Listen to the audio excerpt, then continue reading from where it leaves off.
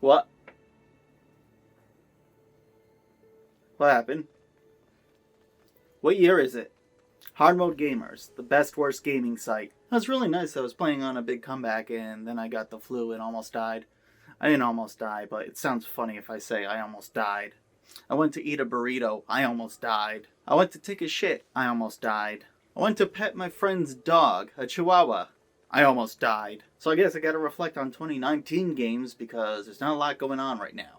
And I played a lot. Of course, the most important one is Devil May Cry 5, my new favorite game of all time. It's not my favorite game of all time, but I did not know that there was a hole missing in my heart that could have been filled by Devil May Cry. I played the Devil May Cry 5 demo. The demo, not the game. I played the demo. And when I did that, I decided to immediately put down whatever I was doing. I purchased the entire HD collection. I purchased Devil May Cry 4. And I even got DMC Devil May Cry. I know, I'm saving that one for last. Either way, I didn't know. One of the greatest gaming experiences I'd ever be playing was right there before me. I'm pretty sure it's my game of the year. I mean, there were a lot of good games that deserve it more, but there's only one game where I listened to the theme song on repeat ad nauseum for half of the entire year, and that was Devil Trigger.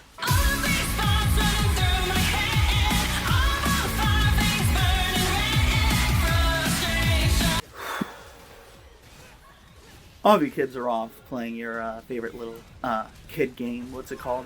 Super Mario Kart or something? Where I was playing the much more serious adult game, Team Sonic Racing.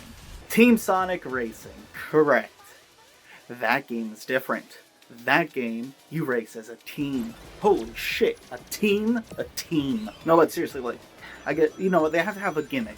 In order for Sonic to justify its existence and become a good card game, they decided this team system where you race in teams of 3, and you go around and the guy in front leaves a golden trail behind them. When you follow that trail, you get a boost, and you get the boost in front of them, and then you leave a golden trail, and so on and so forth. It's fun. It's a cool relay system. You can play with friends, all on the same team. You can play each individually with their own team, trying to fight the other teams. The multiplayer's an absolute blast.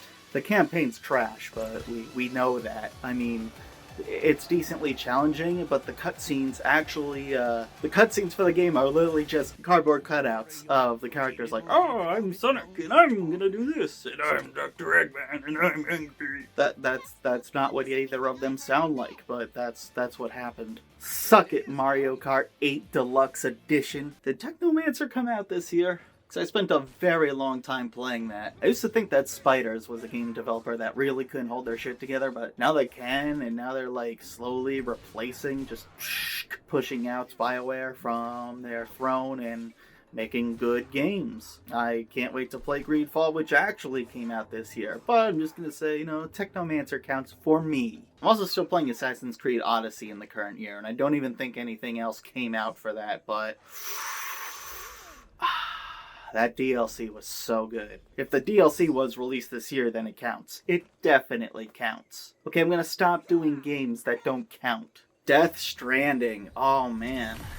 I think people are exaggerating when they say that it's, like, really hard to understand. It is not too hard once you finish it. Like, you get it. I mean, the ending's, like, batshit crazy and doesn't make any sense and makes everything worse. But, you have an idea of what you're doing. You, a delivery person. I believe we can all say that Death Stranding is a really good mail delivery game where you occasionally have to shoot Mads Mikkelsen. That part's not as fun. The parts where you're not shooting Mads Mikkelsen are way better. Plus, I mean, you cannot beat making Norman Reedus pee, poop, and shower on command. All at the same time. And that'd be cool if you could do it all at the same time. That would save me like 3 minutes worth of animations. Is that my favorite game of the year? Nah, it's crazy. It's another crazy Hideo Kojima kind of game. It's crazy. It's Hideo. At the last minute, I played Jedi Fallen Order. Why? Because, in case you don't know this, Redbox decided that they're gonna stop doing game rentals. So, if you're looking to get games cheap, they're like super cheap. Just go to your Redbox and see what they're selling from the box. I got Jedi Fallen Order for $25. It was certainly worth $25, but I was putting off playing a Souls-like for as long as I can, and here I am at Last Jedi. Yes, I had Last Jedi.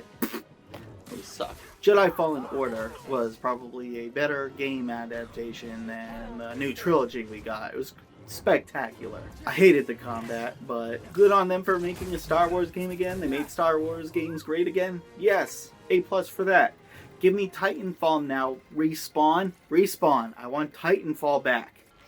So I played that joke of a game, Wolfenstein Youngblood. I have way more to say about that one. A lot of people hated it for the cringe dialogue. You know, the two sisters acting super nerdy and weird. And that part really didn't bother me. Like, people were saying, oh, it's woke and this and that. Like, no, it's not. It's fucking Wolfenstein. You shoot Nazis. It's what you do. It was just a terribly designed game, though, like, from many standpoints. You had guns that had this sort of rocks, paper, scissor combo, except without the scissors, where you had to shoot someone, and it somehow made sense that sometimes there was a guy in armor that you had to shoot with a pistol and not a shotgun because you had the correct ammo for one and not the other. And a leveling system that didn't help it either. One thing I noticed about this game that a lot of other people are missing is that when you look at the titles, besides Machine Games, the game also indicates that Arcane Studios also worked on it, the Dishonored people. Prey. If you look at some of the levels in that game, you'll look at what was at least the beginning of a decent Dishonored map that was just appropriated for Wolfenstein. I found myself, climbing up a 5-story building, looking down on the cobblestone below, and like, shit, this is Dishonored. There's some design in here that makes me think of that. But it looks like they just kind of handed it to them sometime around the last 3 months and just said, here, you finish it, I guess. I don't even know if the game felt finished. Like, it wasn't explained what I had to do, and I went for the raid boss. You tried to play solo, but your AI partner is an idiot, so forget it. I finally got a chance to play Red Dead Redemption 2. I threw it in the trash about 5 hours later. Gorgeous game. The game's really boring. Catch me some other time on that one. The Outer Worlds has proven if you give a studio time, it could make a better Bethesda game than Bethesda. First we have another studio making better BioWare games than BioWare. Now we have another studio that's making better Bethesda games than Bethesda. Well, I mean, we knew what Obsidian was capable of, but the Outer Worlds, wow. Didn't have like a super huge, ridiculous map or anything. Wasn't a super long game either. You could actually beat it in 10 hours if you mainline everything. It's a lot of fun. And the characters you interact with actually matter.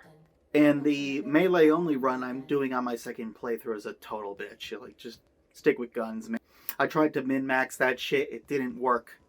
I'm actually stuck now because I got like way too far under my level and now I can't escape. No, I blew that one. Favorite squad mates absolutely have to go to Vicar Max and Pavardi. Pavardi for obvious reasons. She is an angel and you must protect her at all costs. And Vicar Max because he has the best one-liners before killing a guy. Modern Warfare. Ooh. I enjoyed the campaign. I really thought it was good. I know what's crazy about the campaign? I was sitting there watching some of the cutscenes in this game and this right here is where the realism goes. I swear up and down that they used real actors first of all. There were so many scenes where it looked like I was literally just looking at the actors on a green screen rather than it being a digitization of these guys being moved around. I was like, is this just like real people standing there around like a fake background? Because that's what it looked like. It was insane. Great campaign though. Tries to up the shock value by shocking you like every 30 minutes, which that's fine. It's supposed to be explodey and flashy all over the place, and if you want to reenact the last bits of Zero Dark 30, we got the game for you. Borderlands 3. More like Snorderlands 3. Everyone says that. That's not clever. Borderlands 3 is fine. Many people have said it's just more Borderlands. And it is. I got stuck on that game on one boss that can one-hit me. And I have no other side quests to go back to grind, so I kind of just stopped there and went on to play something more fun, I guess. I don't hate the humor like everyone else does, though. Like, it's fun. It's stupid. I understand. Borderlands 3 is really stupid, but it's stupid fun. It does get old, though. I mean, it is, like, when you're getting so much loot, it is eventually just like reading spreadsheets. I swear to Thankfully, they at least include like the weapon score thing now that made it a little easier to compare the quality of items. So if you weren't sure, you could at least have a number associated with the gun that says how good it is. That was good. Control was the surprise of the year for me now. I hated the beginning of it a lot. The main character was dry. Soundtrack was mostly just percussion ensembles. That grew on me. And, I don't know, it just seemed very... Did I say dry yet? It's dry. It's very dry. You know, you walk in, it's a shooter. And then when I started playing the shooter, I was like, man, I haven't played like just a third-person shooter in a long time. And Control's back, and it's like, oh, hey, I'm a third-person shooter. Pick me. But then something happened, and somewhere at the late end of the game, like, I just could not get enough. This is the first time in a long time where I would launch a game and just run around for funsies and do any quests or missions. I didn't do anything. I just ran around. And then after that, I went for 100% completion.